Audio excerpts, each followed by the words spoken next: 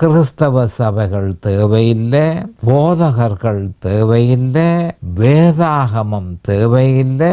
ஏனெனில் அவர்களுடைய கணிப்பின்படி ரட்சிப்பு, ஆக்கினை தீர்ப்பு ஆகியவை முன் குறிக்கப்பட்டிருக்கிறது. சுவிசேஷம் மனுஷர்களுக்கு போக விடக்கூடாது என்பதில் சாத்தான் மிக முக்கியமான பங்கு வகிக்கிறான்.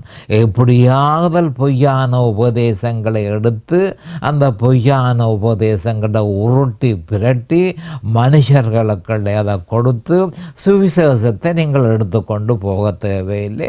என்று சொன்னால் ரட்சிப்பும் ஆக்கின தீர்ப்பும் ஏற்கனவே முன்குறிக்கப்பட்டிருக்கு. அப்போ என்னத்துக்கு நீங்கள் எடுத்துக்கொண்டு போறீங்கள்? இந்த மாதிரி சாத்தான் அநேகமான கிறிஸ்தவர்களை வஞ்சித்திருக்கிறான்.